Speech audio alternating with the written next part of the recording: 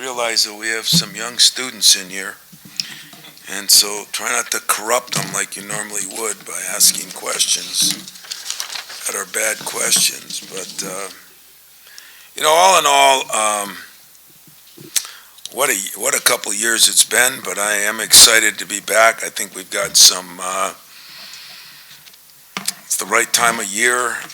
We've just come off some incredible opportunities ourselves of going to different things, whether it be a Tiger game or Spain or to the UP or just spending time together. We've tried to do more and more where we can make sure we keep our culture where we want it. It's homecoming weekend. There'll be a lot of former players. We got football, basketball, hockey, women's soccer, volleyball. They're all participating. So it is the right time of year. It's basketball's getting to be right around the corner. As for our team in the weekend, last week was memorable, I think, for all of us. It was cool for me, I got to admit, but it was cool to watch our players too. And there's been some myth that we did have pasties for a pregame meal. They had the ability to eat them. Some say that, I think, Jack, you said that you didn't know if we did. Well, we did.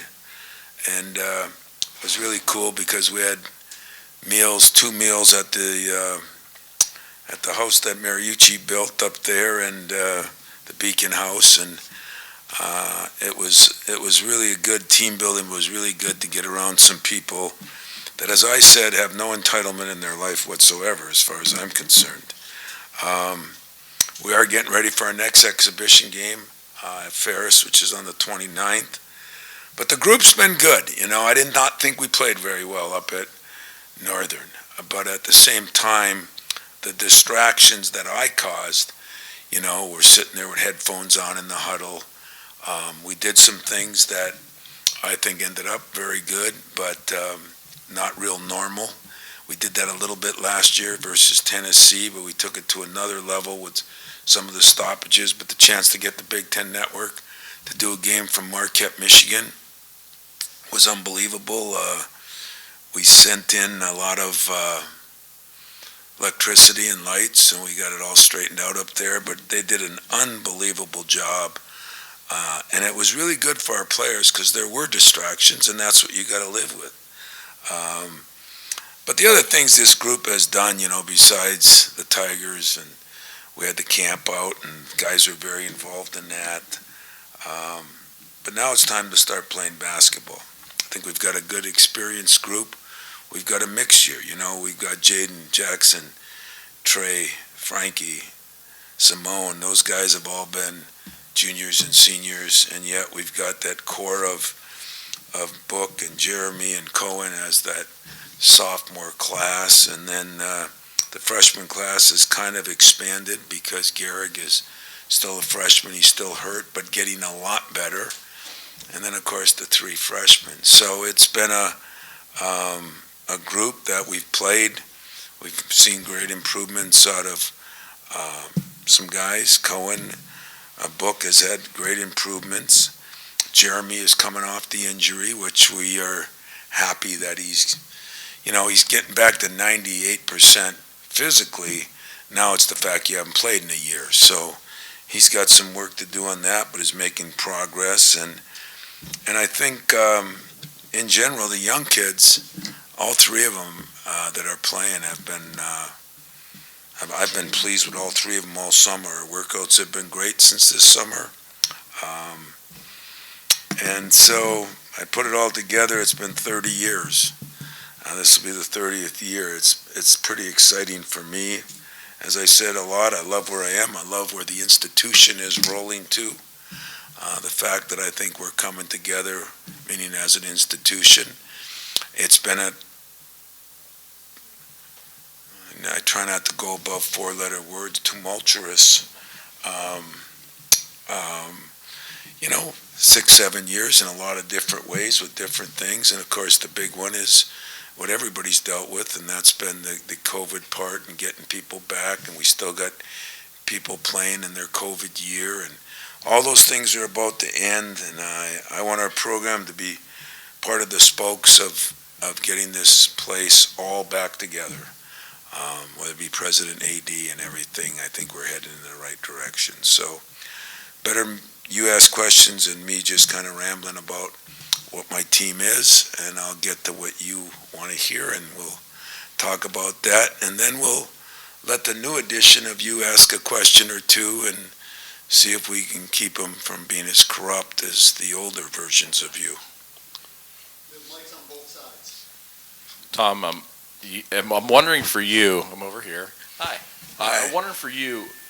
You mentioned year 30. What's the complexity of looking back versus looking forward? Is that a challenge right now when you hit a milestone year?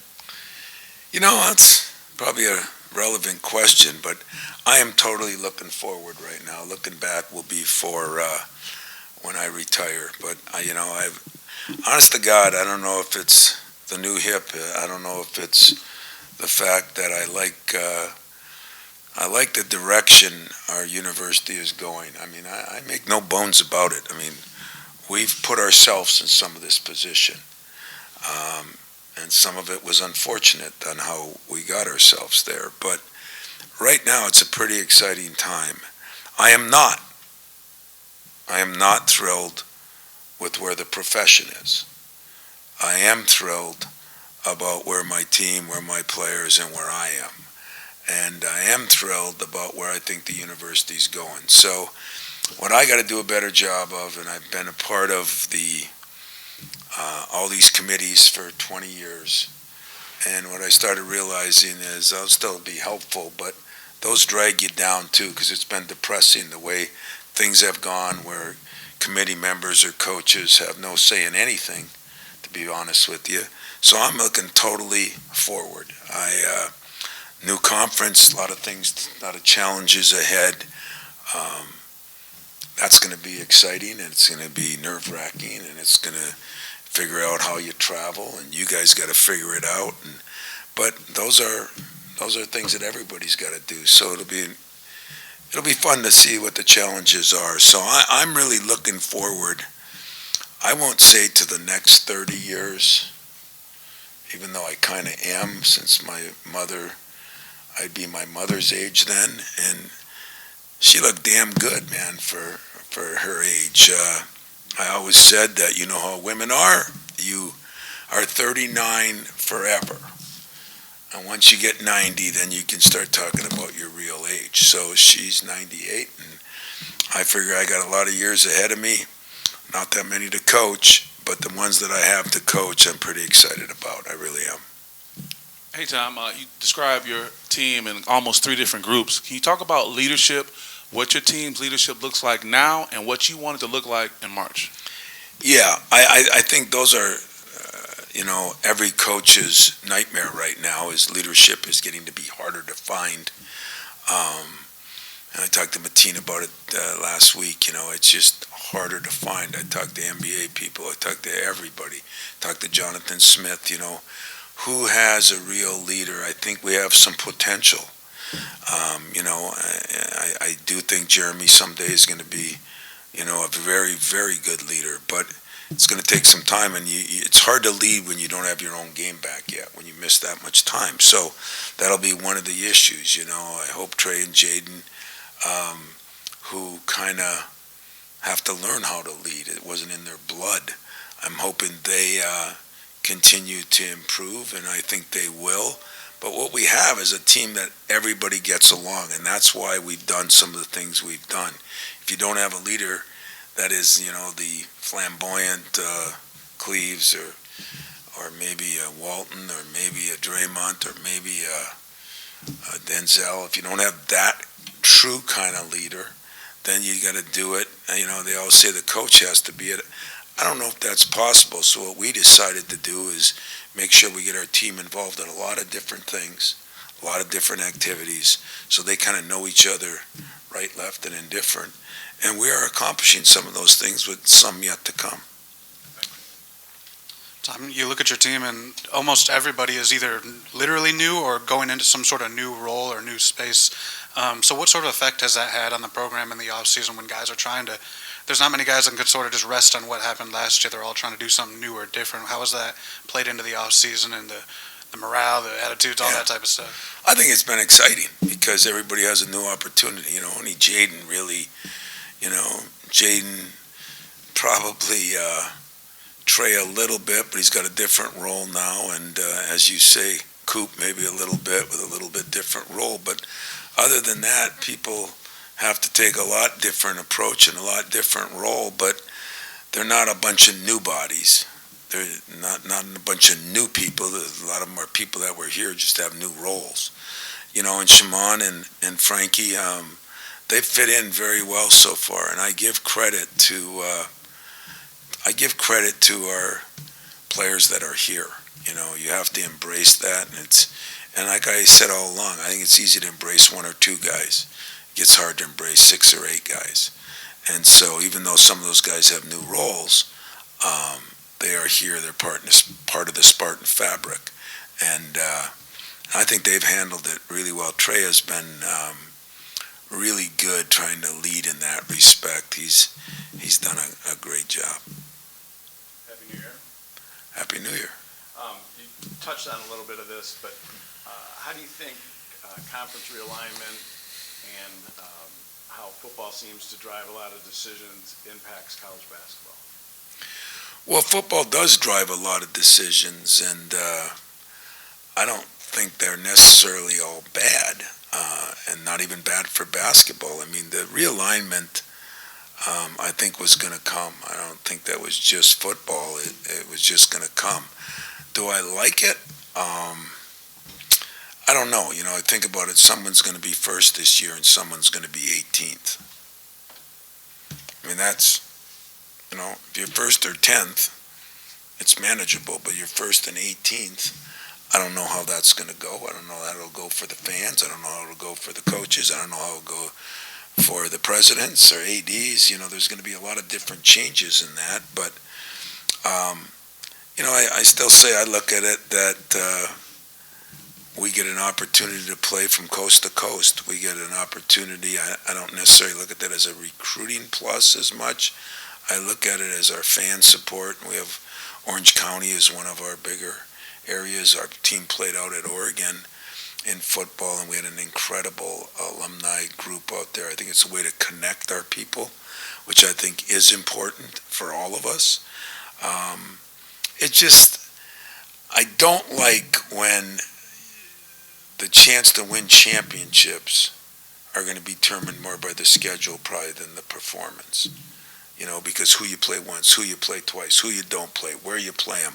Those are all going to be question marks that nobody thinks about except us, but it could make a big difference. I can use my own as 3-4 years ago, we played the top 4 teams twice, the bottom 4 teams once.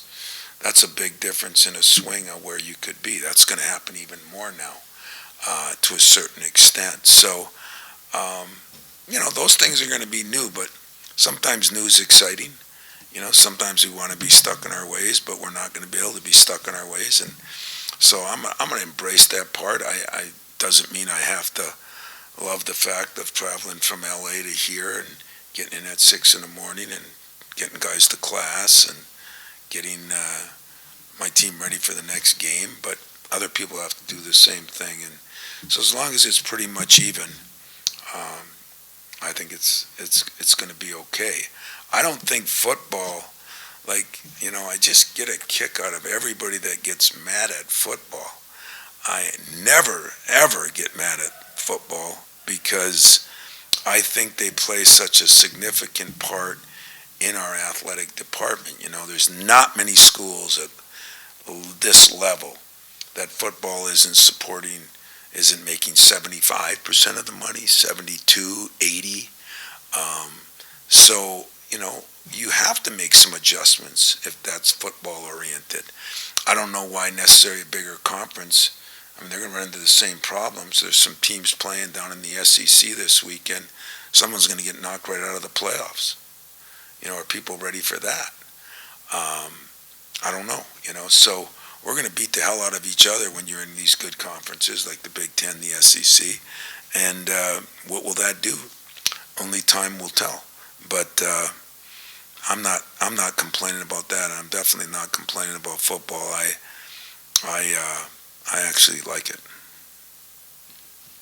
Hey, Coach, can you a little specifically talk on Jace Richardson and talk about just how he's grown from the time he's got here on campus to now? He had 11 points, which led the team against North. So can you talk a little bit about how he's just been really growing in a little bit? He has grown, but he's kind of got a good background. Judd Heathcote used to always tell me when I got the job, anytime you get a chance to recruit a coach's son, get him. The problem when you've been around as long as I have, you get a chance to coach a former player's son. I'm shooting for grandsons, okay? And that's pretty cool. But I also know not only Jason, but his wife coached too. And she coached those kids more than Jason did. And when you think about that, it's kind of in their DNA. And what I've liked about Jace is I've used examples of his dad once in a while, and I make sure he knows he's not here because of his dad. I mean, that's not why we recruit him. He earned his own.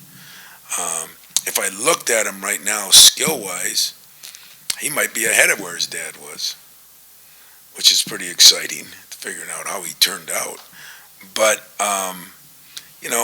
Jace has his own race to run, and he has his own path to get through. And I think right now he can play two positions. He's shooting the ball pretty well. He's got to keep getting stronger. As, Jason, when he came here, he was lighter than Jace. Jason we used to call Bones because he was really skinny.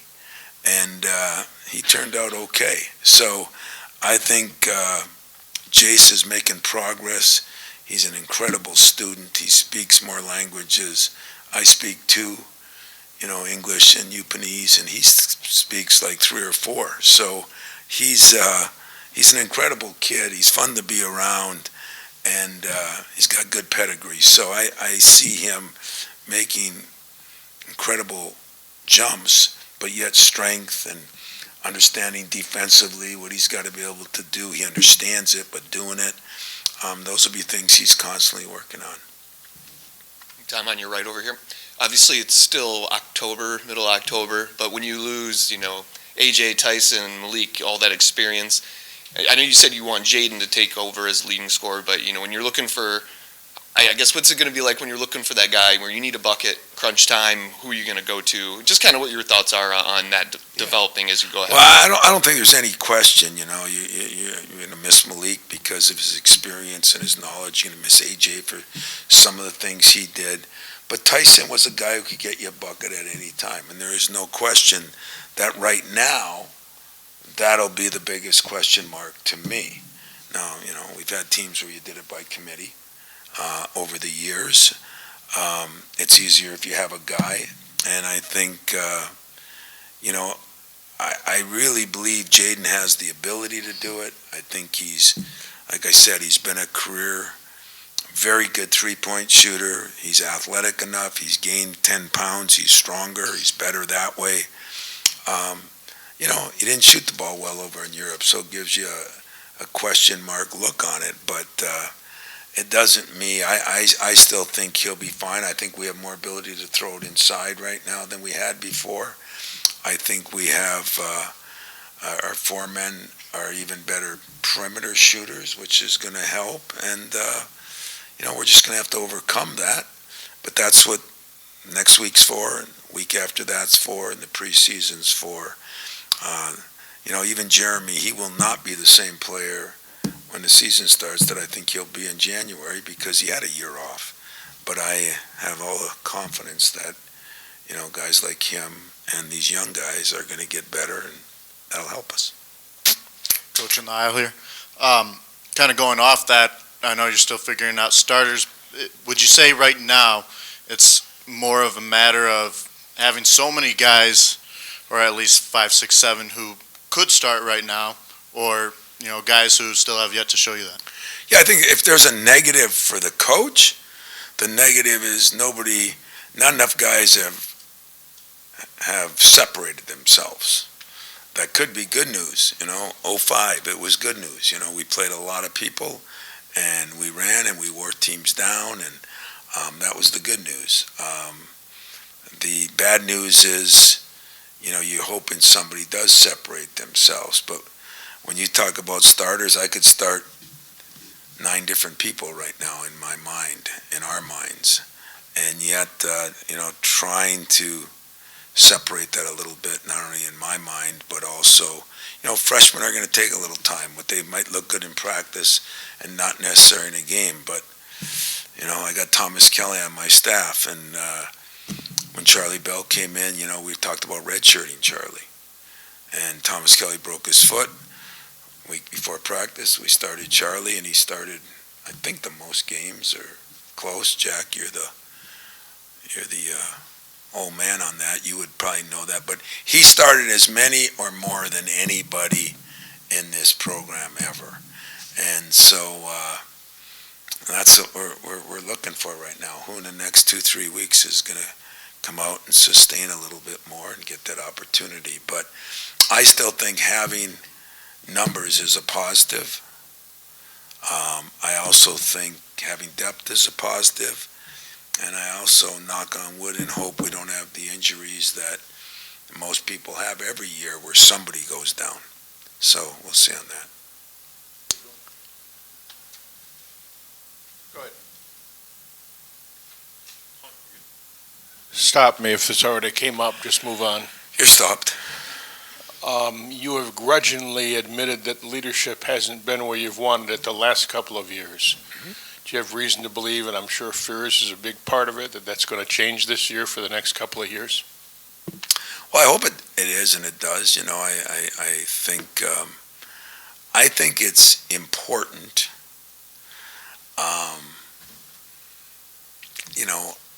I think as long as your team gets along, it's not life and death like it used to be. And I say that because I think a lot of people are looking for that right now.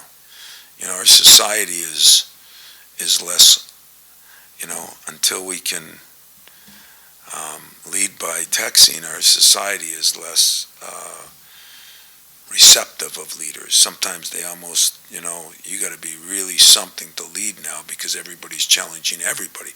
Nobody wants to hear anything from anybody, if you ask me. So I got to be aware of that too and not be so critical of maybe what we don't have. What we do have is a bunch of guys that seem to listen to each other.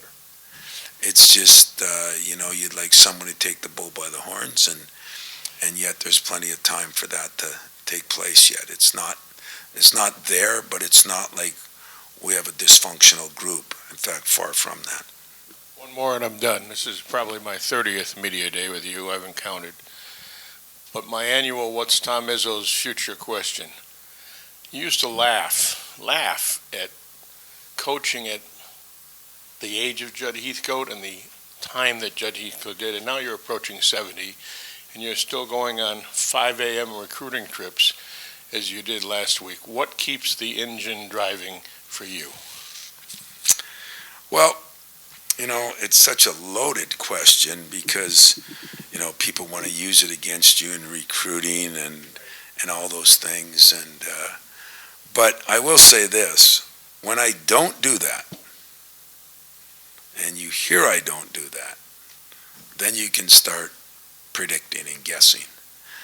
But until that, all the ones that are out there wanting to use that, bring it on. Bring it on. Any and every day of the week, bring it on. And that doesn't mean I'm going to be better or worse than them. But those of you that probably had a bad hip, or get it done. I'm definitely healthier and happier now than I was even 3-4 years ago. So I've been giving a new life raft, I guess. But I think everything weighed a lot on a lot of things that have happened in the last 6-7 years, and looked at it. Probably didn't always handle it right. Probably didn't. As you look back on things, you try to figure them out. But I think that I see our place more stable. And unfortunately, that's important to me. You know, a lot of these guys that are wondering what I do and whether I'm going to have as much energy as them, they don't even do half what I do. Because this whole university is important to me. And now I'm learning how to maybe decompartmentalize a little bit and, you know, maybe instead of worrying about the national thing that I'm on, because I'm on all those committees, I'm going to worry about us. And I got a lot left in the tank. Whether they want me here, that's their decision. But as far as for me, I feel great.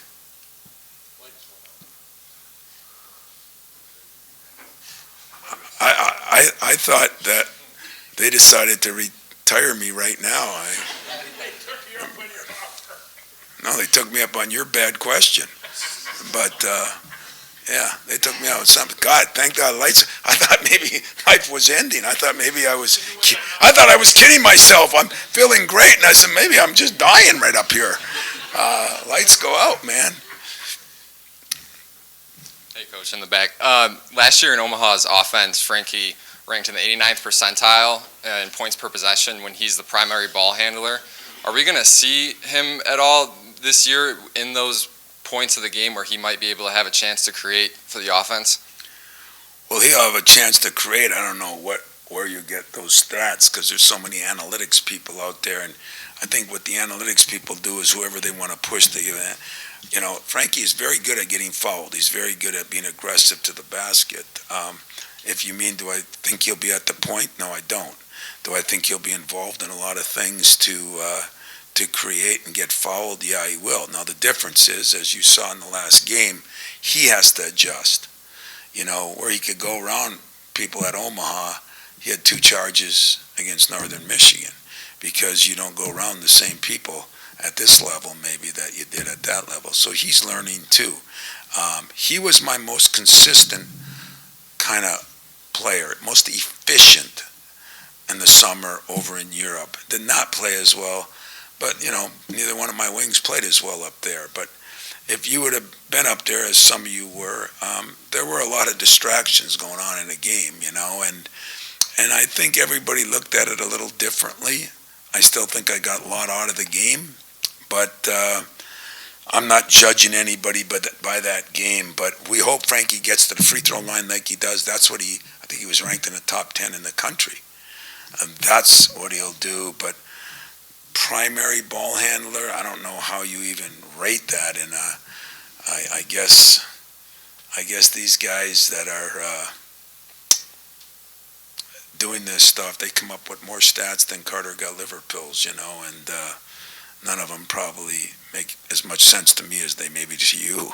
But Frankie's got to be an important part. He's got size. He's a pretty good athlete. And I think he's going to have a very good year for us. I do. Hey, Coach, with all the things that go into college athletics and all the pressure on these players, what are you doing to make sure your players know they're supported and that there's resources for them with mental health throughout the season? You know, it's kind of funny that everybody asks about the pressures on the players. You know, I read an article, I saw an article on the WNBA. I saw a couple articles on football now. I'm keeping a close eye on football even more than I normally do because I want to see how different people do, how transfers are highly rated teams or where the media screwed up in ranking teams because they lost somebody, you know, where the coaches screw up. Like I'm pretty much, I tell you every time I'm talking to some of you, I have no idea what's out there. None. So the experts that are ranking all these people, they got to be a lot smarter than me because I have no idea how it's going to work, how a transfer is going to help a team, how a transfer is going to hurt a team, how long it's going to take for different teams. There's so many different variables in there that I don't know what that's going to be, but it is different. And I think that players, my biggest worry is exactly what you're talking about, And I think it's going to be a bigger worry 5 years from now than it is now. I think when people graduate and might be used to getting so much money and don't make it to the league, and then they've got to go in the real world, and hopefully some of them will be coaches, teachers, engineers. I wish a couple of them could run for president or be writers so we could improve in those areas, but just kidding.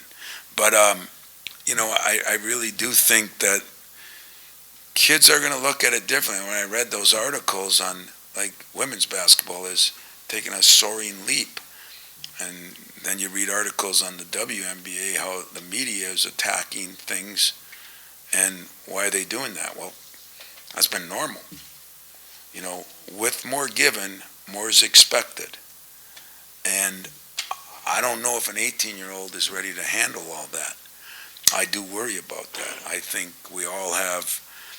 pretty soon there's going to be more people dealing with our kids with mental health issues because expectations will be so high, and some are getting paid more than others, and how that's going to be handled, I'd like to tell you I know. I don't know. I'm positively telling you, I talk to my team about it daily. Expectations are going to be different of our team, but expectations are going to be different of you. And so, whether people think it's right, wrong, and what's going on, I always look at things as watch what you wish for, because there's an unintended consequence for something you're given that you're going to have to deal with later on. And what looks like great now doesn't end up great. I mean, there's some quarterbacks that made a lot of money that left 2 and 3 different places that aren't doing very well. And that nothing against them. It just, there's probably others that are, but I think at the end of the day, you're going to find more problems than good. And that's what worries me about this whole thing, and has worried me the whole time I've been involved with the transfer portal, the NIL, and what other incredible things that we've come up with here without much from the coaches, much from the people in the trenches. Hey, Coach, back here. With a decent amount of new guys and young guys on this team, is there anyone in particular that you've seen that might surprise some people, or you think is maybe a little overlooked going into this season? I never really looked at it that way. I'm hoping they all surprise all of us. I hope they all get a lot better, but I've had some moments where different guys have looked better than others. There was moments Trey played really well in the summer, but he'd be one guy. I think both of our freshman guards are both guys that have shown some promise. Tang is an interesting guy. He kind of reminds me of, in fact, I'm going to see Sean Respert tonight, get inducted into the Michigan Hall of Fame, and Kerr has got similar qualities of Sean. I know Sam Vincent stopping by practice today. He's a guy that's going to be on I think he's in the homecoming court, or he's the homecoming guy, I should say. And, I was here when Sam was here, and he could get in the lane and get a shot off. And, Jace has some of those qualities. So I'm hoping the whole team surprises me and us and all of us, but they are getting better. And that was one thing we said in the summer. I think Jaden came up with, can we stack days? Everybody can have a good day. You got to stack days to make it consistent, and that's what we're working on now. Tom, over here to your right again. Last year, I think you guys had the fewest turnovers per game in your program history, and really that couple-year stretch, the turnovers have decreased. I guess as you look back at that, what were maybe the benefits to that, and were there some unintended consequences in terms of pace and pushing the tempo that sometimes would have led to some of those turnovers previously that you'd like to see? I guess, where do you see the turnover piece going? Yeah, I see it all good, and it better go better, because lately we've turned the ball over more. I think part of it is number of new people, meaning guards and everything. But I do think turnovers is a big key. I mean, you see it in football all the time, you know. As I've said, and I mean this, and it doesn't matter if it's the Rose Bowl, National Championship, Super Bowl, everybody talks about turnovers. You know, football, it's a little more critical. But in basketball, if you turn it over, you have two types of turnovers: dead ball turnovers, or turnovers for touchdowns, which are turnovers that lead directly to a basket. And so those are sometimes 4, 5, and 6 point plays on one play. And so I think turnovers are critical. It's something we're harping on. I have not been thrilled with our turnovers right now. I don't think it's going to be lack of trying to play fast. I'm trying to play faster than we did last year, because I think I've got a little more depth. You know, when Jeremy went down, that really hurt our depth there in that position. So I think we're going to still try to play faster, but I think we're going to still try to keep those turnovers. And last year, as you said, year before was better, because it was something we have really harped on, and we'll continue to harp on. Because I'd say normally in my career, that wouldn't be an area of our defense and our rebounding were prideful areas. Our turnovers has not been over my career. And so I think I'm mad at myself about that.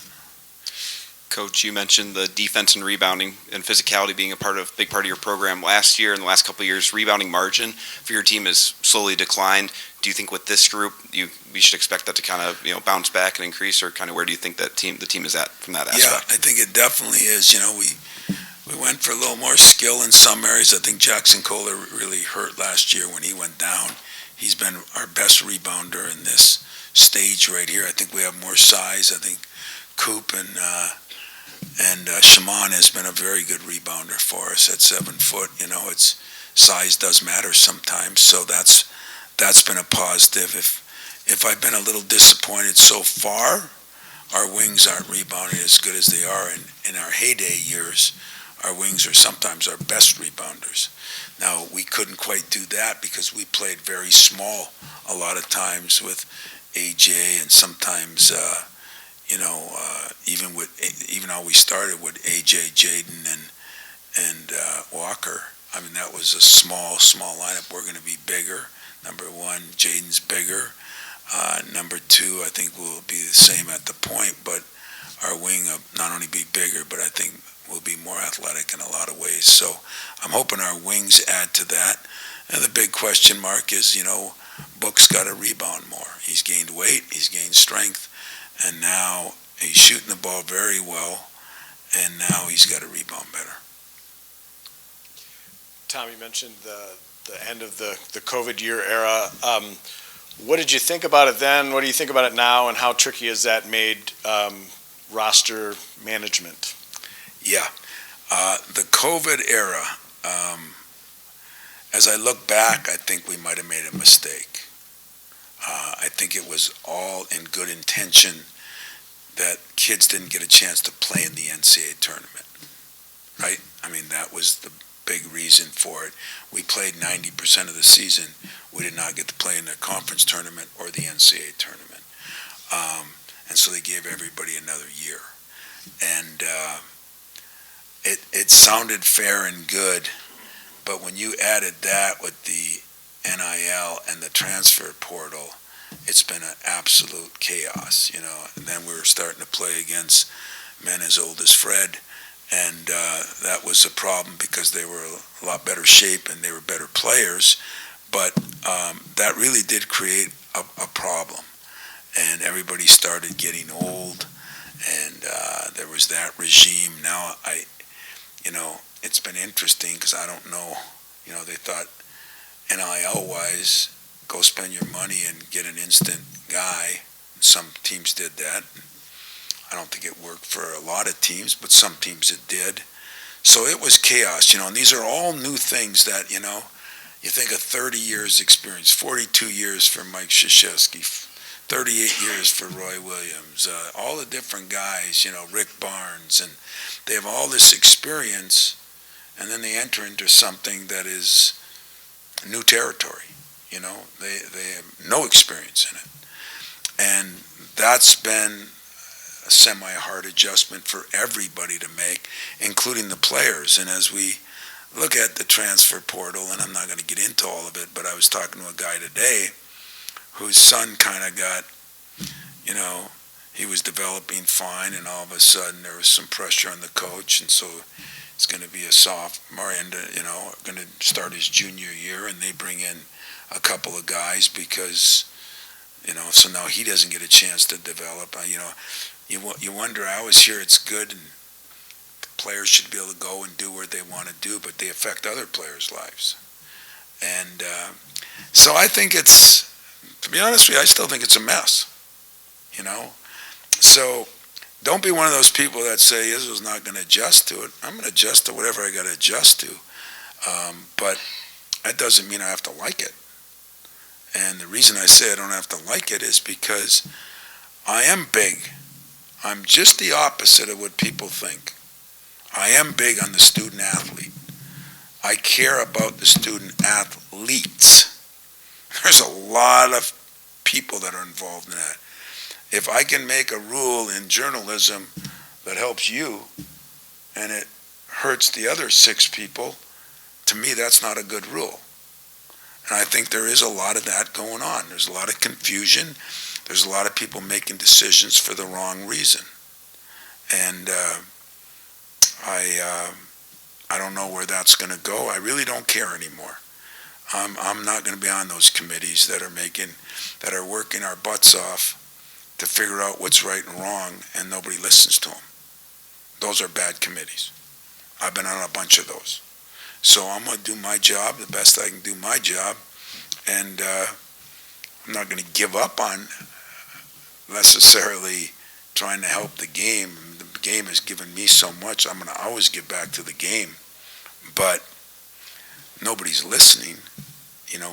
We don't make any decisions. Like, I get some guys that call me and say, I got pro guys that call me and say, what are you guys doing, man? You're screwing up the game.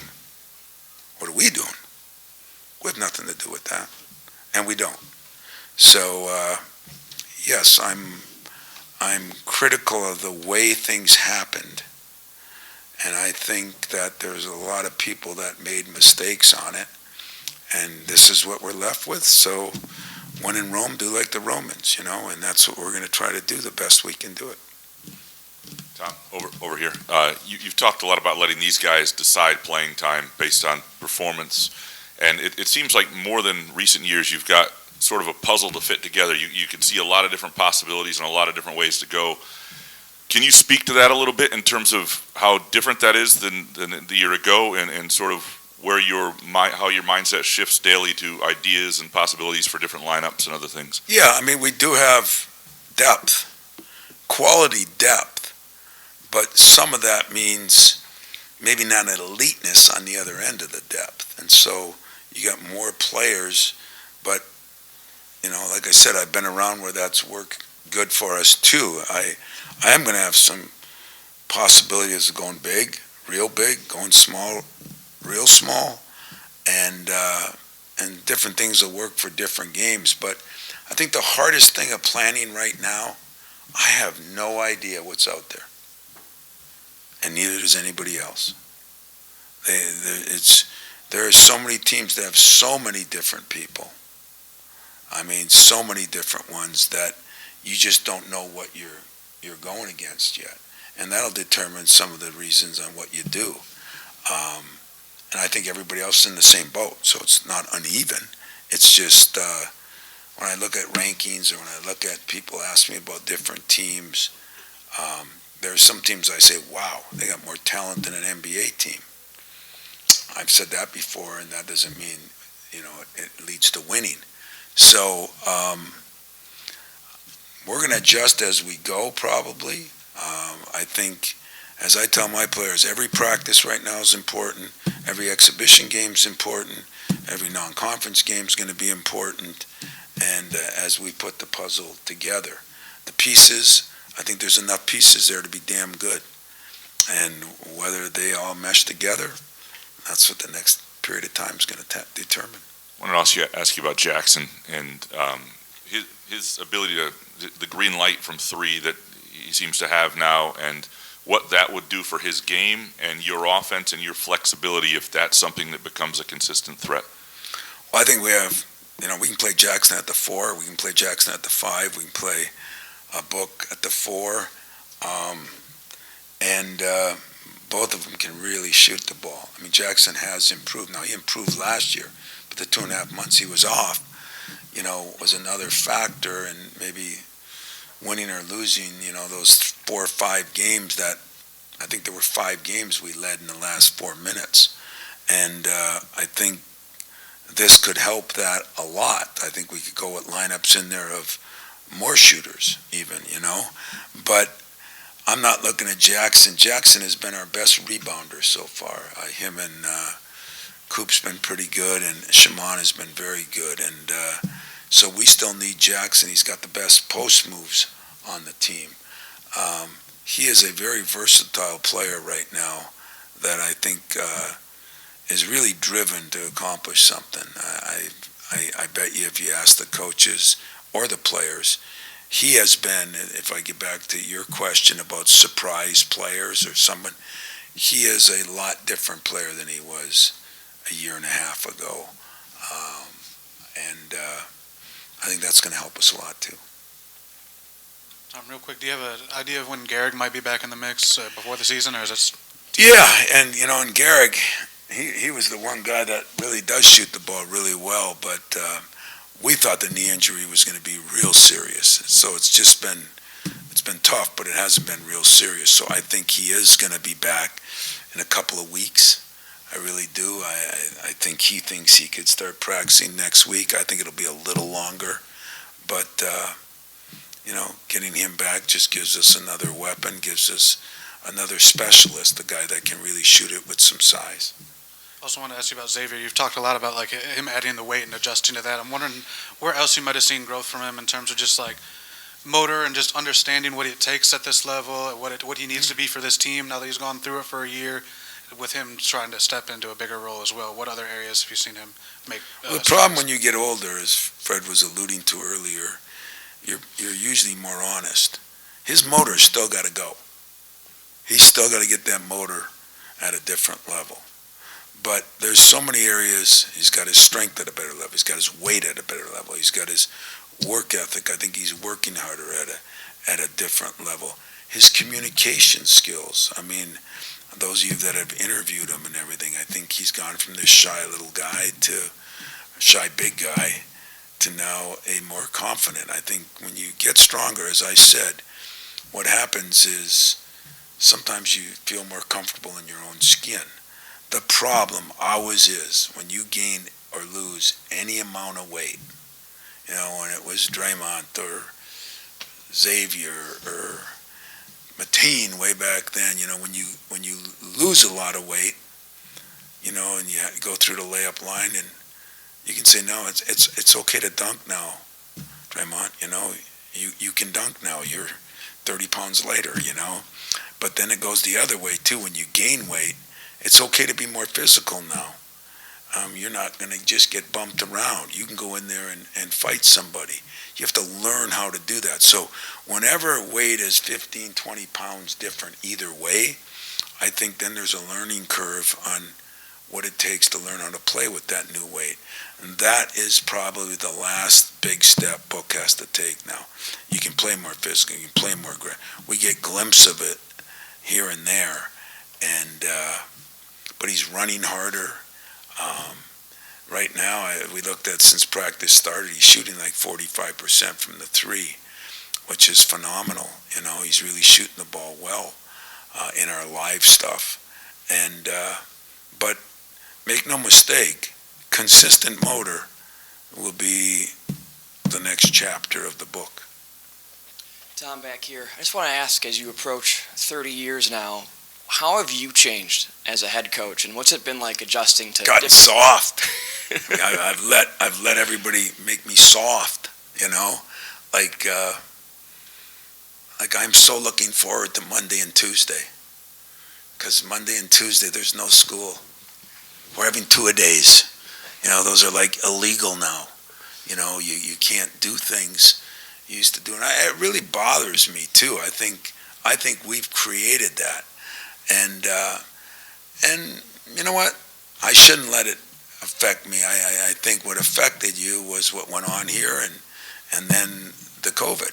You know, that was a tough time, and it made everybody look at everything a little differently. I got to keep remembering what the greatest players, whether it be Cleves telling me something or Magic telling me something a couple weeks ago still, that great players want to be pushed beyond belief. So if you don't want to be a great player, get the hell out of here. It's pretty simple. But the great players want to be pushed. The great students want to be pushed. The successful people want to be pushed. You know, it's our society that's gotten soft. And so, you know, I got to make sure I find a way to adjust. I mean, it's never going to be like it was 20 years ago. But it shouldn't be that much different either if you want to keep this thing at a championship caliber. I want to follow up. What's the difficulty in adjusting with different generations of young men being differently coached than maybe they were when you first started? Boy, you're going to get me into philosophical and how I raise my kids. What's different? There's a lot more entitlement. There's a lot more people think they're owed. You know, Tum Tum. I had so many favorite players, but Tum Tum, not the most talented player I had, but every huddle, every day, the end of the year, at the end of the day, he'd say, remember guys, we don't have to be here, we get to be here.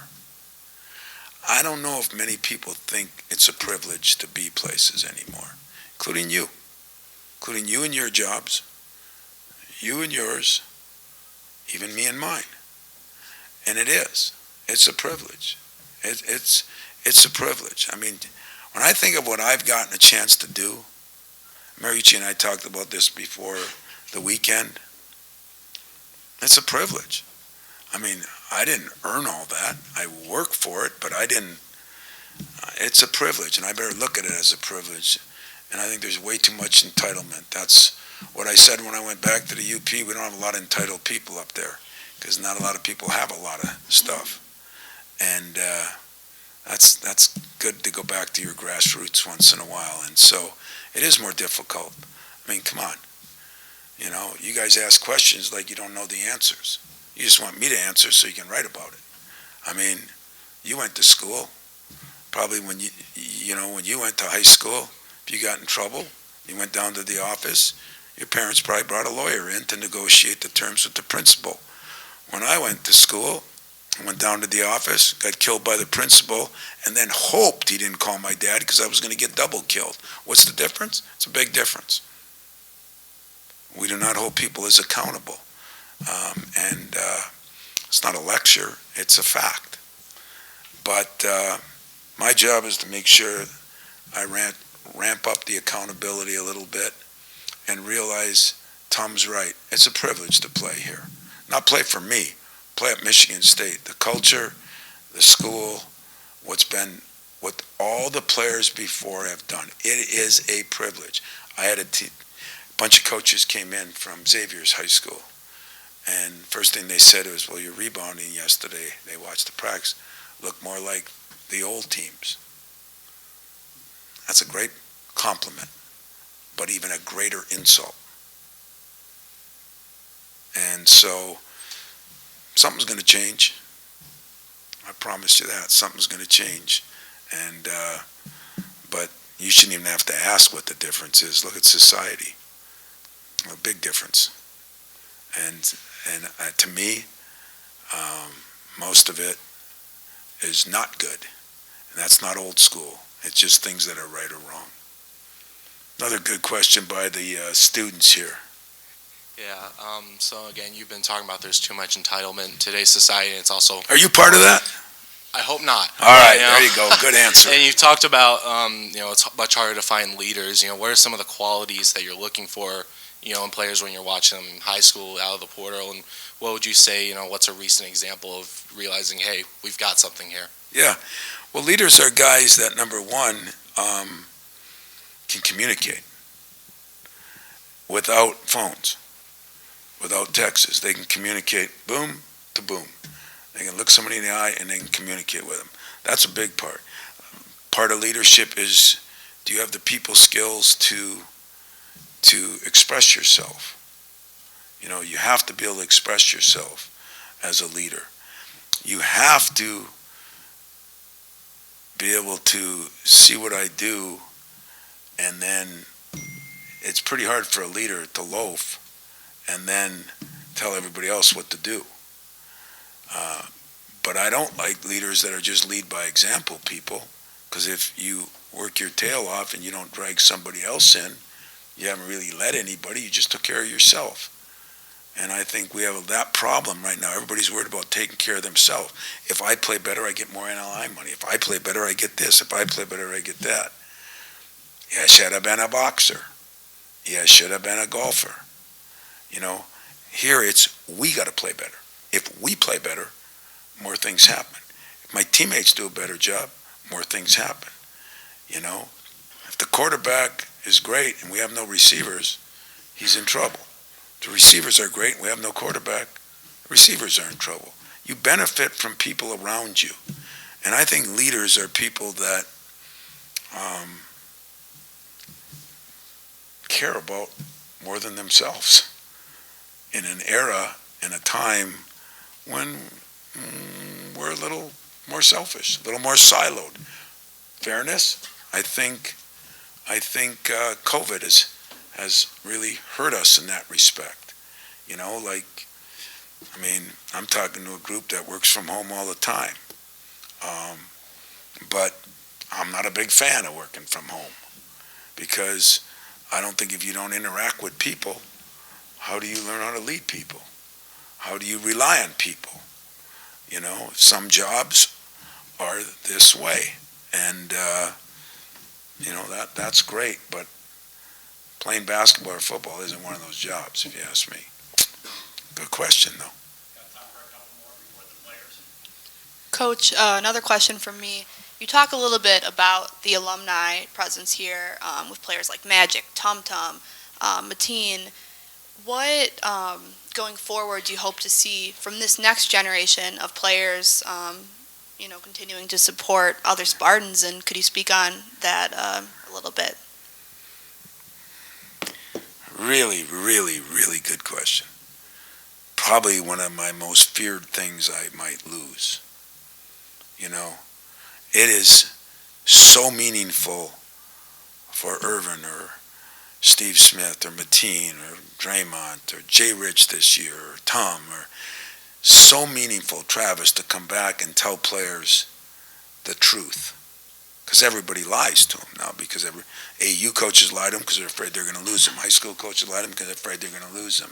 Some college coaches do. But players are pretty honest with players. And, man, I heard a couple of those speeches. And I turned 40 after Mateen's speech to the players this year. Probably 35 when I heard Draymond speak to him from his heart. That is a valuable asset. And it's valuable to my program here. But that would be selfish if I'm just worried about my program. It was valuable for those individual players. Like if I brought in the best writers in America and I had them sit down with all of you and give you some advice, not that these guys aren't, or not that, but when you get people that made it to the level that you want to make it to, if it's writing for the New York Times or whatever it is, I don't know what goal of a writer is. I look around, I don't know what the hell the goal of a writer is, just kidding, but I think if I did that, and you had that at your fingertips a couple times a year, and you had that person on speed dial whenever you wanted to talk to him, wouldn't that be priceless for you? That's what I got. I really do have that. I don't want to lose that in any way, shape, or form. And I don't know, if a kid has been at 3 different schools, if they're going to have that same thing. I don't know. I mean, if you have a real good base, you still can absorb some of that. But what could happen 5 years down the road? I don't like the looks of the picture or the movie I'm seeing, but maybe I'm wrong. But right now, that is a very valuable piece of Michigan State basketball, but a very valuable piece of the players that play here that get to get that knowledge from the horse's mouth, not mine. From players that have done it, that have walked the hallways, that have gone to classes, that played in the G League, moved their way up to the NBA, or whatever direction they went. That is valuable. And I hope that when I'm gone, they don't lose that. I really do. A couple more, they said? Yeah. Coach, you mentioned Cohen quite a bit here. What, in your view as his coach, what's the highest you see him as far as on the court, and what has he done in the offseason to eventually get there? The highest I see him on the court is pretty high. So when I'm sitting there, I'm usually looking up at his feet instead of his body. But I think I know what you mean. Some of it is all going to be determined as he increases his range and his shot. We all know that. There's no secret. He knows it. Everybody knows it. He has worked very hard on that. He's worked harder on putting the ball on the floor, getting into the paint. He's worked harder on his free throw shooting, become a better free throw shooter. Right now, tonight, I'm a little mad at him because he's a very good rebounder, and he kills our guys in practice. And he did not rebound and didn't go enough up north, And so he has to be a guy that plays at a high intensity. He's in great shape. He's done a great job with his body. He is, him and Jay Rich are right there, and Jason was special. He was special when he got to the NBA. And I think this kid has a chance. He's a great kid. I just love him. Yes, do I wish he'd shoot it a little better? Of course. Is he working on it? Yes, he is. Has he gone from loving the game to living the game? Yes, he is. I think that'll determine, he runs the lane now as good as anybody I've had in a while, and a great finisher. So we'll see what happens as time marches on here. But he is definitely making progress. We want his basketball skills to go along with his athletic ability, because his athletic ability is at an elite level. Anything else, guys? So I'm supposed to wrap it up. Well, you know what? It has been 30 of these, and I do feel honored and privileged to have the chance to be here more years than 95% of the coaches in the country are at their institution. I want you to know that I think we're going to be a real good team. I really do. I think it's going to take this preseason to get some things straightened out, as it is for a lot of teams. I think the adjustment of the new league will be fun. I do. It'll be nerve-wracking at times, but you all get to go some places. Fred, you'll look good on a surfboard in California, so that'll be fun, and you're welcome. But I do think we have it's a whole nother world, and so you say, well, why don't you approach everything that way? There's some things that are still, I'm always looking at what's best for the student athlete. And I promise you, a little accountability, a little discipline. When the going gets tough, don't be bolting all the time. Fight through some things. Learn how to do that. I think I got a bunch of guys that have. That's why I've had very few defections. And I'm proud of that. I'm pleased with that. Hopefully I'm going to use that to my advantage. So you all been good. Hopefully you had a good summer. I'm looking forward to maybe getting on track too with a lot of meetings, maybe having a dinner like we used to back in the good old days. I'm going to bring some of the good old days back. And hopefully that helps in all ways, shape, and form. So let's do what we do here. It's a football weekend. Let's go to the football game, enjoy the other sports, and enjoy Michigan State. I think our new president's got us on an incredible path. I see a lot of great things that are going to happen, and it's our job to support them and make sure those do happen. So have a good day. Enjoy our players and see what they say that is contradictory to what I say.